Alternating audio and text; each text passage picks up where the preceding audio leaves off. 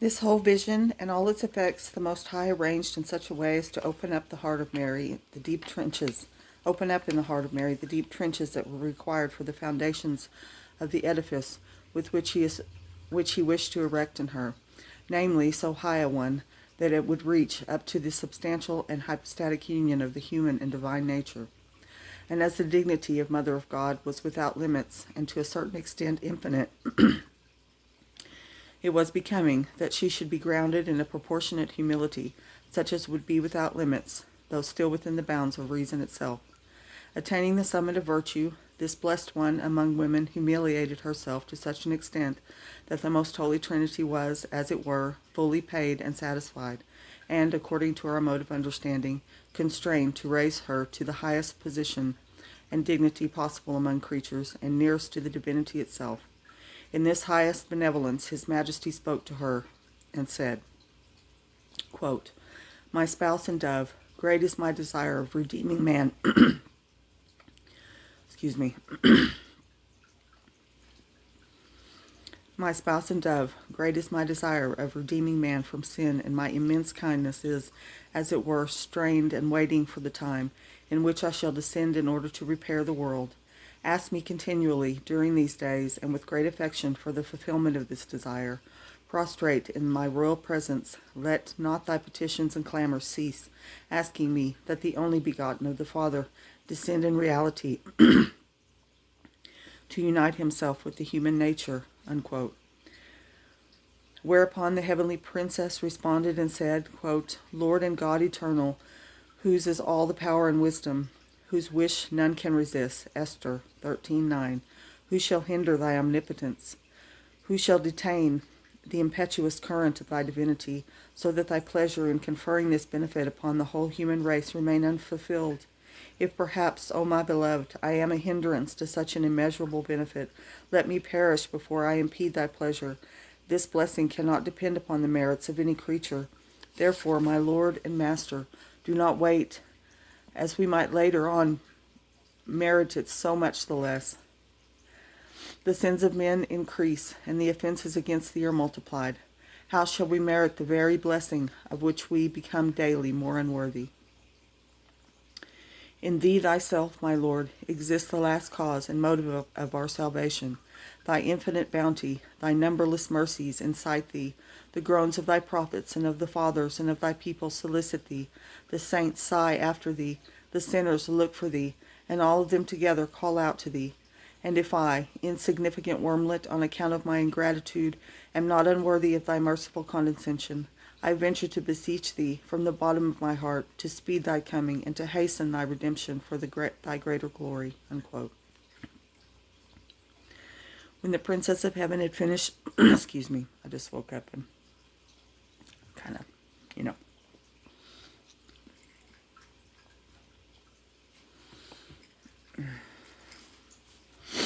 When the Princess of Heaven had finished this prayer, she returned to her ordinary and more natural state. But anxious to fulfill the mandate of the Lord, she continued during that whole day her petitions for the incarnation of the Word, and with the deepest humility she repeated the exercises of prostrating herself to the ground and praying in the form of a cross. For the Holy Ghost, who governed her, had taught her this posture, by which she so highly pleased the most blessed Trinity.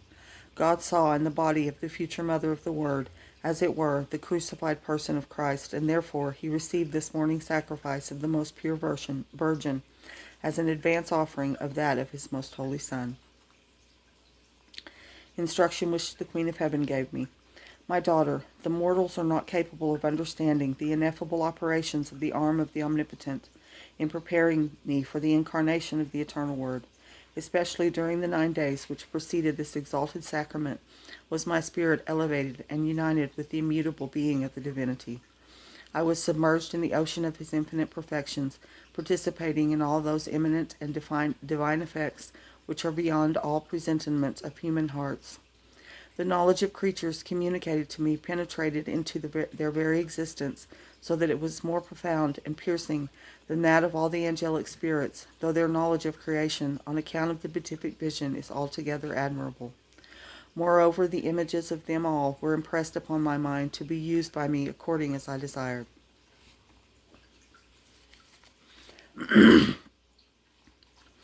What I wish of thee today is to take notice how I use this knowledge, and to imitate me according to thy power, with the help of the infused light, which thou hast received for this purpose. Profit by the knowledge of creatures, by making of them a ladder to ascend unto God thy Creator, so that thou mayest seek in all of them their first beginning and their last end. Let them serve thee as a mirror from which the Godhead is reflected, reminding thee of his omnipotence, and inciting thee to the love which he seeks in thee.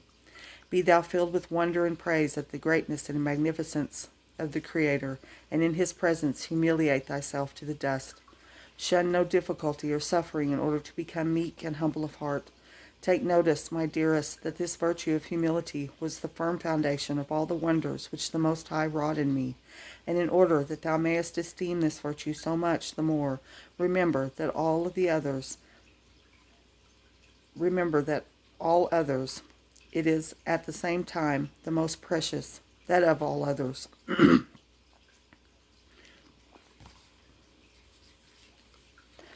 It is at the same time the most precious, the most delicate and perishable. For if thou lose it in any respect, and if thou not be humble in all things without exception, thou wilt not be humble in anything. Remember thy earthly and corruptible nature, and be not ignorant of the fact that the Most High has providentially formed man in such a way that his own existence and formation intimate and rehearse the important lesson of humility, never allowing him to be without this salutary teaching.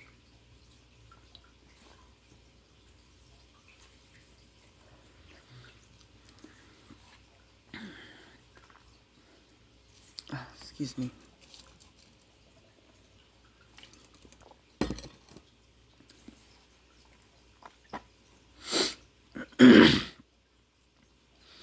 On this account he has not formed him of the most excellent material, and has concealed the noblest part of his being in the sanctuary of his interior. Exodus 30:24. Teaching him to weigh, as in the balance, on the one side, the infinite and eternal existence of the Lord,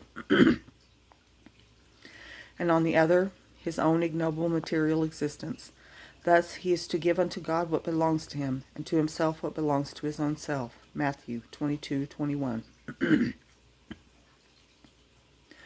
Most zealously I attended to this adjustment, becoming an example and guide therein to all the mortals.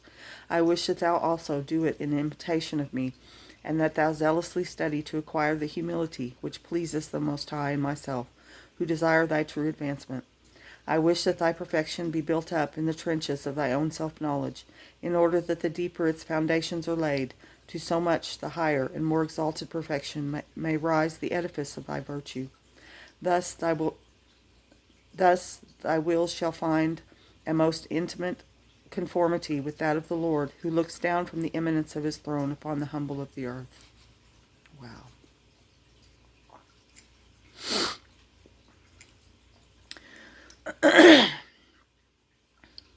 The Lord on the second day continues his favors in preparation for the incarnation of the Word in the Most Holy Mary.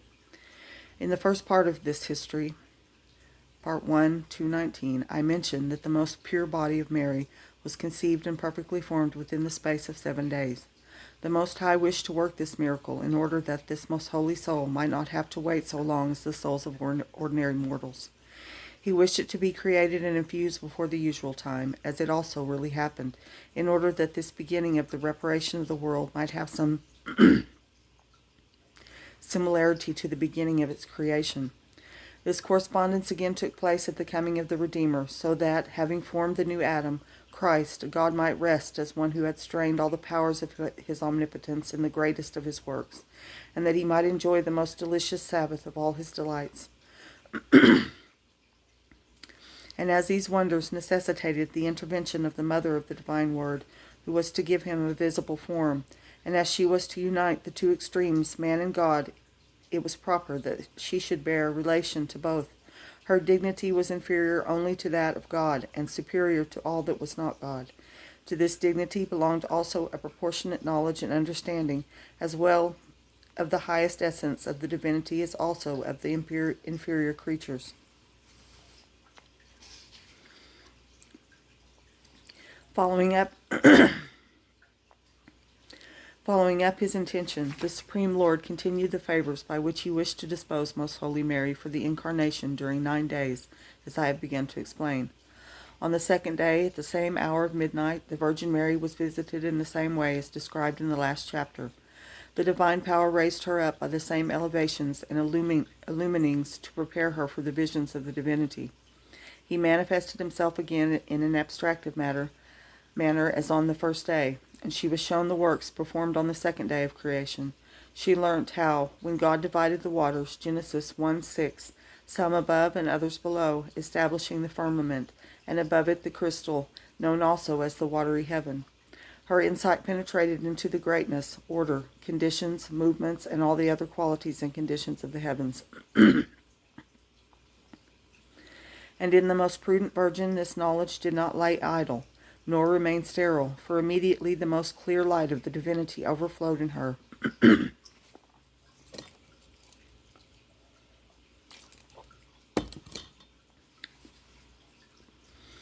And inflamed and emblazoned her with admirable praise and love of the goodness and power of God.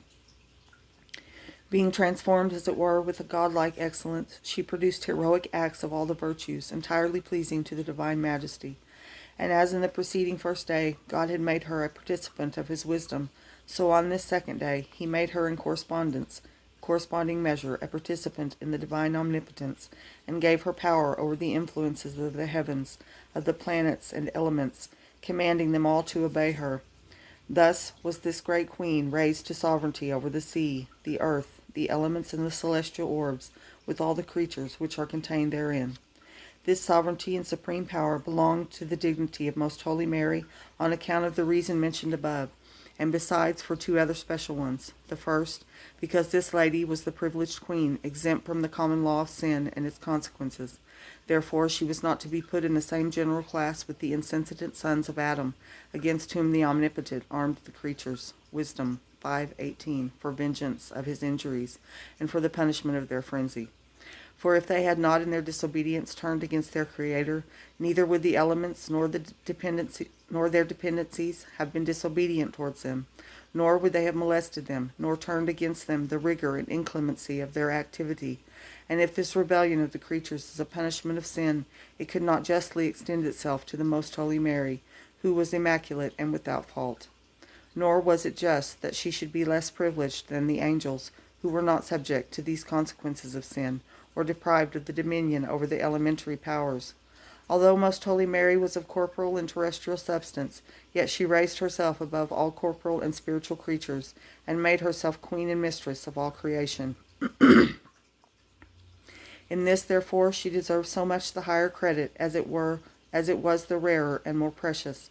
More must be conceded to the queen than to her vassals, more to the mistress than to the servants. The second reason is because her most holy Son was himself to obey this heavenly queen and his mother. Since he was the creator of the elements and of all things, it follows naturally that he should obey her, to whom the Creator subjected himself, and that they should be commanded by her. Was not the person of Christ himself, in so far as his human nature was concerned, to be governed by his mother, according to the constitution and law of nature? This privilege of sovereignty tended also greatly to enhance the virtues and merits of Most Holy Mary, for thereby that which in ourselves is usually done under constraint and against our will was performed by her freely and meritoriously. This most prudent queen did not use her sovereignty over the elements and the creatures indiscriminately and for her own alleviation and comfort, but she commanded the creatures not to suspend their activities and influences in as far as they would naturally be painful and inconvenient to her, for in these things she was to be like her most holy Son and suffer conjointly with him. Her love and humility did not permit her to withhold and suspend the inclemencies of the creatures in her regard, since she knew how valuable suffering is and how estimable in the eyes of the Lord. That should be a comfort to us. Only on some occasion, when she knew that it was not for her benefit but necessary for her Son and Creator, the sweet mother restrained the force of the elements and their influences, as we shall see further on during her journey to Egypt and on other occasions, where she most prudently judged it proper that the creatures recognize their Creator and reverence him, or protect and serve him in some necessity. What mortal will not marvel at the knowledge of such a new miracle? To see a mere earthly creature, yet one clothed with the sovereignty and dominion of the whole creation, esteem herself in her own eyes as the most unworthy and insignificant of the creatures, and in these humble sentiments command the wrath of the winds and all the rigors of the natural elements to turn against her, and under obedience fulfill her command. In obeying her, however, these elements, full of reverence and courtesy towards such a mistress, yielded to her wishes, not in vengeance of the wrongs of their Creator, as they do in regard to the rest of the children of Adam, but in order to respect her commands. In the presence of this humility of our invincible Queen, we mortals cannot deny our most arrogant vanity and presumption, or rather our audacity, since, seeing that, on account of our insane outrages, we merit the furious rebellion of the elements and of all the harmful forces of the universe against us, we complain of their rigor, as if their molestations were an injury. We depreciate the rigor of the cold. We complain of the exhaustion of the heat. All painful things we abhor, and we condemn with all energy these ministers of divine justice, and seek our own comforts and delights, as if they were to last forever, and as if it were not certain that we are only drawing therefrom a heavier punishment for our faults. But returning to the consideration of the knowledge and power given to the Princess of Heaven, and the other gifts preparing her worthily for the position of Mother of God, we can understand their excellence, for we see in them a certain infinity or boundlessness participating of the divinity, and similar to that which was afterwards possessed by the most holy soul of Christ, for she not only knew all creatures and God, but comprehended them in such a way as to master them, and at the same time reserved capacity for knowing many others, as if there had existed more to be known. I call this knowledge an infinity, because it seems to partake of the qualities of infinite knowledge, and because, in one and the same action of her mind, and without successive advertence, she saw and perceived the number of the heavens, their latitude and profundity, their order, motions, qualities, their matter and form, the elements with all their changes and accidents. All of these she knew at the same time. The only thing the most wise virgin did not know was the immediate end of this knowledge, until the moment of her consent and the fulfillment of the ineffable mercy of the Most High. She continued during these days her most fervent prayers for the coming of the Messiah, according to the command of the Lord, and he had given her to understand that he would not tarry, as the time destined for his arrival was at hand. Instruction which the Queen of Heaven gave me. My daughter, from what thou art going to learn of the favors and blessings conferred upon me in preparation for the dignity of Mother of God, I wish thee to perceive the admirable order of his wisdom in the creation of man. Take notice, therefore, that his Creator made him out of nothing, not in order to be a slave, but in order to be the king and master of all creation, Genesis 1:26, and in order that he make use of creatures in sovereignty, command and mastery, yet at the same time man was to recognize himself as the image of his Maker and the work of his hand, remaining more devoted to God and more submissive to his will than the creatures to man. For all this was demanded by justice and reason. And in order that man might not be without information and knowledge of the Creator, and of the means of perceiving and executing his will, he added to his natural light a greater one, more penetrating, more limpid, more certain, more free and extensive, namely the light of divine faith, by which man might know the existence of God and of his perfections, and conjointly with these his works. Furnished with this knowledge and dominion, man was established in good standing, honored and enriched, having no excuse for not devoting himself entirely to the fulfillment of the divine will. But the foolishness of man disturbs this order and destroys this harmony, when, being created as the Lord and King of creatures, he enslaves himself, subjecting himself to them, and degrading his dignity, and using visible things not as a prudent master, but as an unworthy vassal. For he debases himself beneath the lowest of creatures by losing sight of the fact that he is their superior. All this perversity arises from the use of creatures not for the service of the Creator, through well-ordered faith, but for the indulgence of the passions and delights of the senses. Hence also arises man's great abhorrence of those things which are not pleasing to the senses. Thou, my dearest, look faithfully toward thy Creator and Lord, and in thy soul seek to copy the image of his divine perfections. Lose not the mastery and dominion over creatures. Let none of them infringe upon thy liberty. but seek to triumph over all of them, allowing nothing to interpose itself between thee and thy Creator. Subject thyself gladly, not to the pleasurable in creatures, since that would obscure thy understanding and weaken thy will, but to the adverse and the painful resulting from their activity. Suffer this with joyous willingness, for I have done the same in imitation of my Son, although I had the power to neutralize their molestations and had no sins to atone for.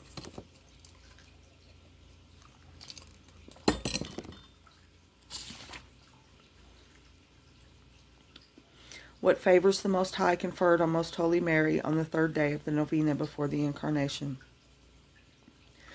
The right arm of the Most High, which threw open the doors of the divinity to Most Holy Mary, continued to enrich and adorn at the expense of his infinite attributes this most pure spirit and virginal body, which he had chosen as his tabernacle, as his temple, and as the holy city of his habitation. And the heavenly Lady, engulfed in this vastness of the divinity, winged her flight day by day farther away from earthly things, and transformed herself more and more into a heavenly being, discovering ever new sacraments of the Most High. For as he is the infinite object of desire, although the appetite is satiated with that which is received, always more remains to be desired and understood. Not all the hierarchies of the angels, nor all men together, have attained such preferment in blessings, mysteries, and sacraments as this princess attained, especially as regards those due to her as Mother of the Creator. On the third day of preparation, at which I have now arrived, having again been prepared as on the first day, the divinity manifested itself anew in abstractive vision. Too slow and inadequate are the powers for understanding the increase of the gifts and graces which the Most High then lavished on heavenly Mary, and at this juncture I am at a loss for words to explain even the least portion of what I perceived. I can only express myself by saying that the divine wisdom and power proceeded in a manner worthy of her, who was to be the mother of the Word, so as to ensure, as far as it is possible for a creature, that likeness and proportion which was due to the divine persons. Whoever has even a faint understanding of the distance which lies between the two extremes, the infinite God and the limited human creature, can comprehend so much the better what is necessary to bring them together and establish a proportion. More and more the Queen of Heaven reflected his infinite attributes and virtues. More and more brilliantly shone forth her beauty under the touch of the pencil of the divine wisdom, and under the colors and lights added to it from on high. On this day she was informed of the works of creation as they happened on the third day. She learned when and how the waters which were beneath the firmament flowed together in one place, Genesis 1:9, disclosing the dry land which the Lord called the earth, while he called the waters the sea. She learned in what way the earth brought forth the fresh herbs, and all plants and fructiferous trees with their seeds, each one according to its kind. She was taught and she comprehended the greatness of the sea, its depths and its divisions, its correspondence with the streams and the fountains that take their rise from it and flow back into it, the different plants and herbs, the flowers, trees, roots, fruits, and seeds. She perceived how all and each one of them serve for the use of man. All this our Queen understood and penetrated with the keenest insight, more clearly, distinctly, and comprehensibly than Adam or Solomon. In comparison with her, all those skilled in medicine in the world would appear but ignorant, even after the most thorough studies and largest experience. The Most Holy Mary knew all that was hidden from sight, as Wisdom says, Wisdom 7:21, and just as she learned it without any fiction, she also communicates it without envy. Whatever Solomon says there in the Book of Wisdom was realized in her with incomparable and eminent perfection.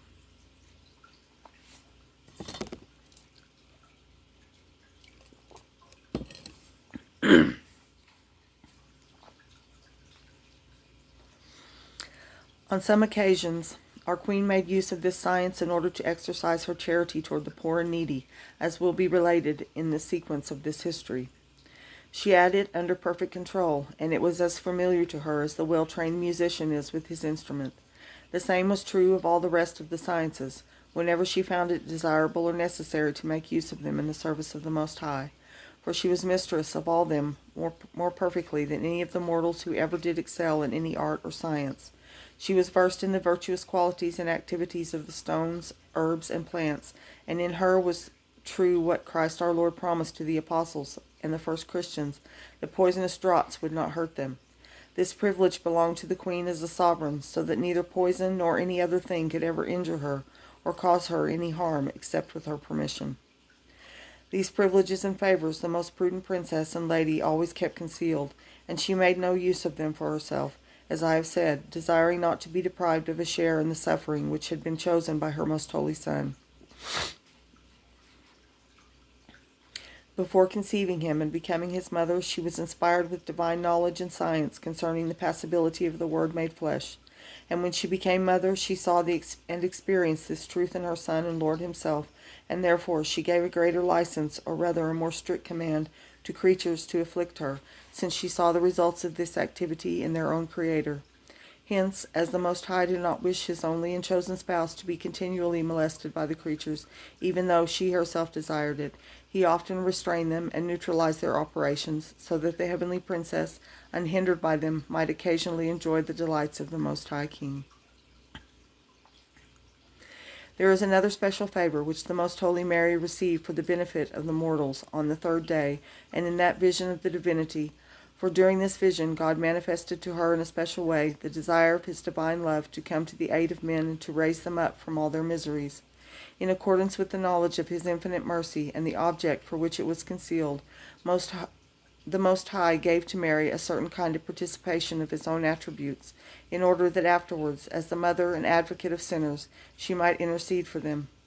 This participation of the Most Holy Mary in the love of God and in his inclination to help her was so heavenly and powerful that if from that time on the strength of the Lord had not come to her aid, she would not have been able to bear the impetuosity of her desire to assist and save mankind.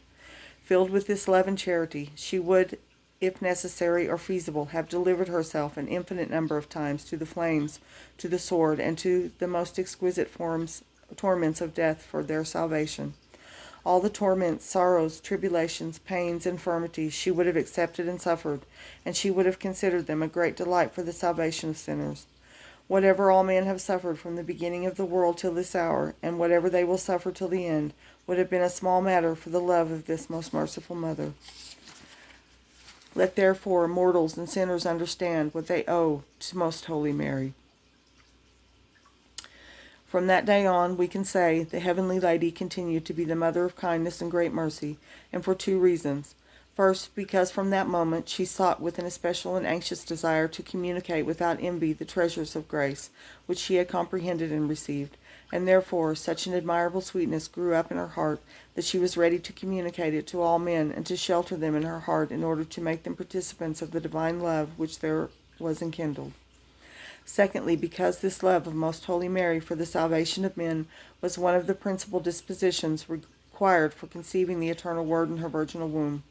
It was eminently befitting that she should be all mercy, kindness, piety, and clemency, who was herself to conceive and give birth to the Word made man, since he in his mercy, clemency, and love desired to humiliate himself to the lowliness of our nature, and wished to be born of her in order to suffer for men.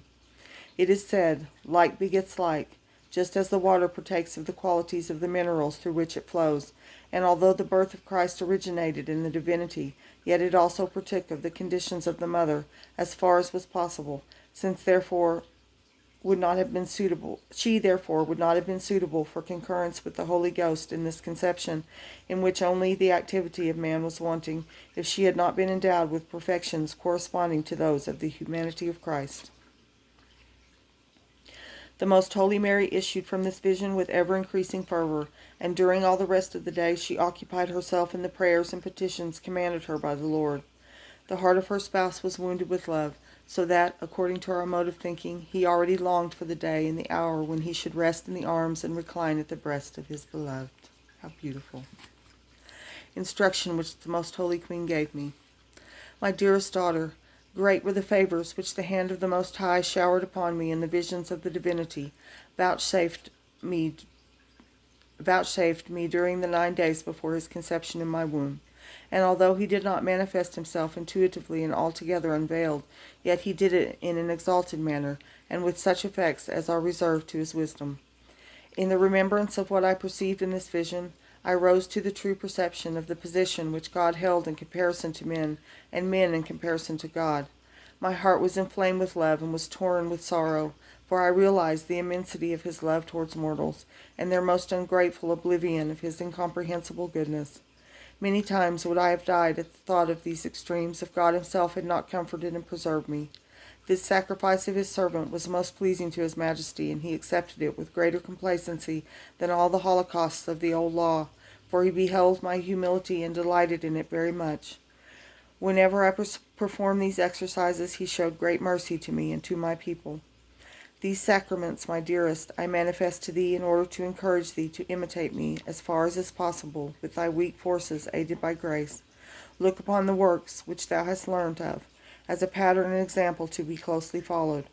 Meditate much, and weigh over and over again, as well as in the light of grace, as in that of reason, how exactly mortals ought to correspond to this immense kindness of God, and to his eagerness to assist them.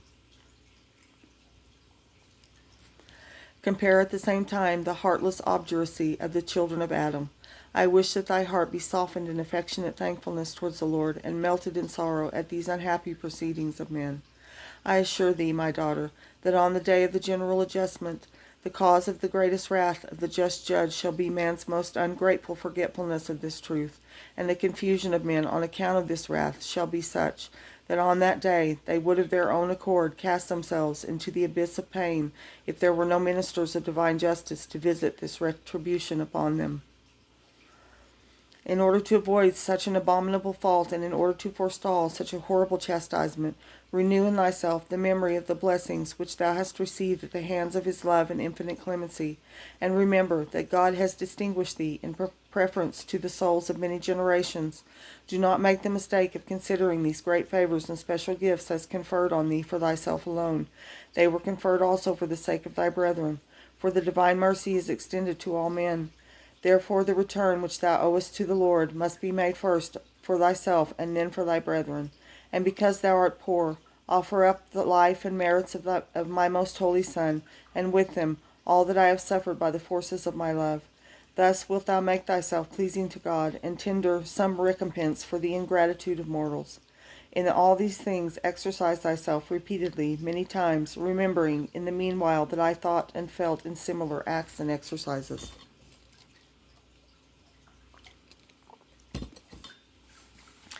The Most High continues his favors to Most Holy Mary on the fourth day. Still the favors and most exalted mysteries of the Most High toward our Queen and Lady in preparing her for approaching the dignity of motherhood continued. The fourth day of this preparation had arrived, and at the same hour she was again raised to the abstracted vision of the divinity. But this vision was accompanied by new effects of exalted enlightenments in this most pure soul. The divine power and wisdom has no bounds or limits. To his operations only our will, or the limitation of our created nature, offers resistance. But in the will of Most Holy Mary, the divine power found no hindrance, for all her works were executed with plenitude of holiness and entirely according to the pleasure of the Lord, drawing him on, as he himself said, and wounding his heart with love. Canticles 4:9. Only in so far as Most Holy Mary was a mere creature was the power of the divine arm limited, but within these limits it could act without bound or restriction and without measure, offering her the waters of wisdom from the purest and most crystalline founts of the divinity. The Most High manifested to her in this vision, by most special enlightenments, the new law of grace which the Redeemer of the world was to establish, the sacraments contained in it, the end for which he would leave them in his new church of the gospel, the gifts and blessings prepared for men in his desire that all should be saved, and that all should reap the fruit of the redemption.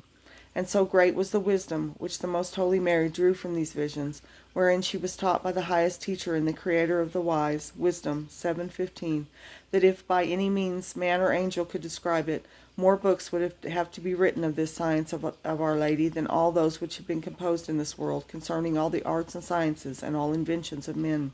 Wow. And no wonder her science was greater than that of all other men, for into the heart and mind of our princess was emptied and exhausted the ocean of the divinity, which the sins and evil disposition of the creatures had confined, repressed, and circumscribed. It was concealed within its own source until the proper time, which was no other than the hour in which she was chosen as mother of the only begotten of the Father. Joined with sweetness of this divine science, our Queen felt a loving yet piercing sorrow, which this very science continued to renew. She perceived in the Most High the ineffable treasures of grace and blessings which he had prepared for mortals, and she saw the weight of the divinity as it were inclined toward the desire of seeing all men enjoy them eternally.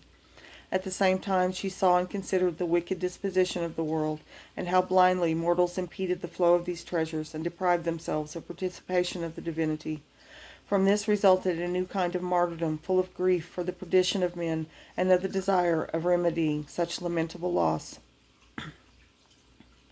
This caused her to offer up the most exalted prayers, petitions, sacrifices, humiliations, and heroic acts of love to God and of men, in order that no one, if possible, should henceforth damn himself, and that all should recognize their Creator and Redeemer, confess him, adore, and love him.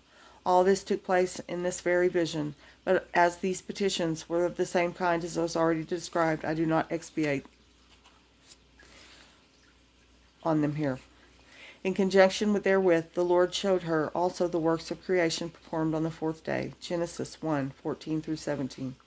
The heavenly Princess Mary learned how and when the luminaries of heaven were formed in the firmament for dividing day and night, and for indicating the seasons, the days, and the years. How for this purpose was created the light of heaven, the sun presiding as the lord of the day, and joined with it the moon, the lesser light, which reigns over the darkness of the night. In like manner were formed the stars of the eighth heaven, in order that they might gladden the night with their brilliance, and preside over their various influences over both the day and the night.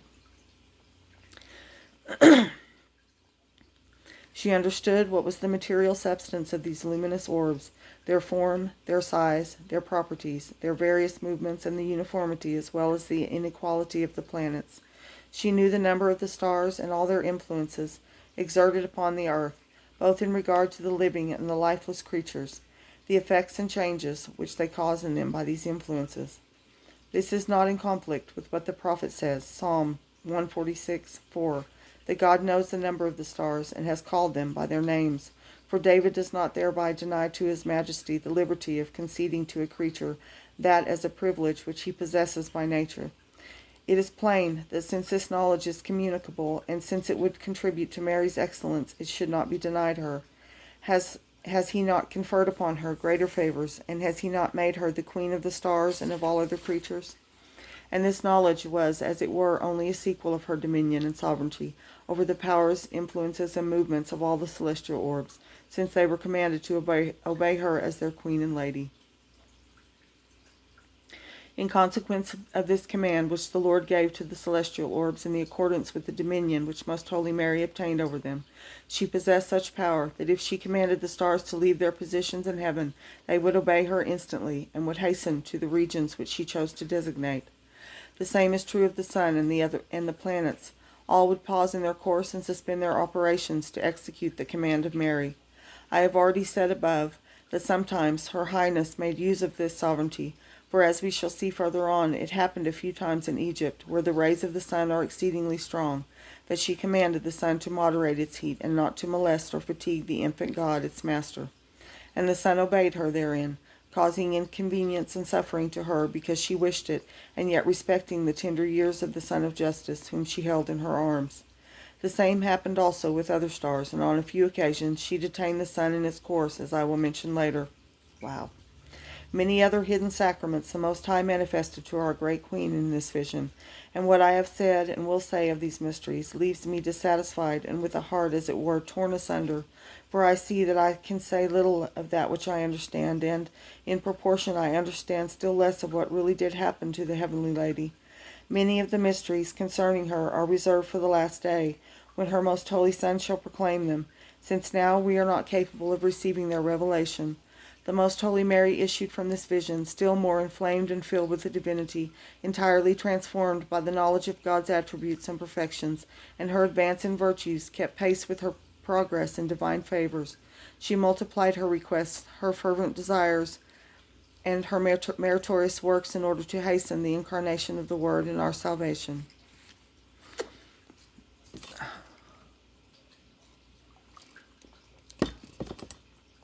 instruction which the heavenly Queen gave me.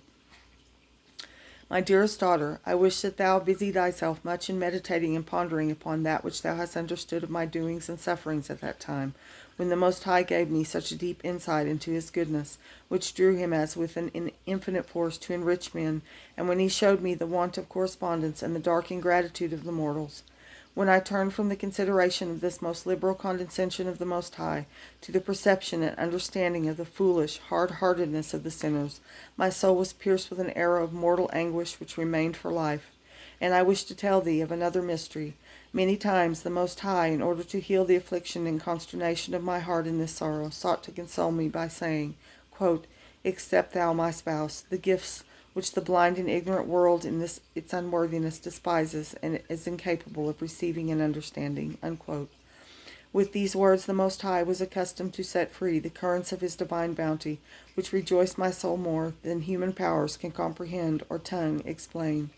I desire, therefore, that thou, my friend, be now my companion in the sorrow which I suffered, and which is so little noticed by the living. In order to imitate me therein, and in the effects of this most just grief, thou must deny thyself, forget thyself entirely, and crown thy heart with the thorns of sorrow at the behavior of mortals. Weep thou in seeing them laugh at their eternal damnation, for such weeping is the most legitimate occupation of the true spouses of my most holy Son. Let them seek their delight only in the tears which they pour out on account of their sins and those of the ignorant world. Thus prepare thy heart, in order that the Lord may make thee a participant of this treasure, of his treasures, not in order to become rich, but in order that his majesty may fulfill his most generous love toward thee, and in order that souls may find justification. Imitate me in all that I teach thee, since thou knowest that this is my desire in favoring thee. I think I'm going to stop here. The next chapter begins. Praise and glory be to the Father, to the Son, and to the Holy Ghost, now and for all eternity. May God bless and keep you.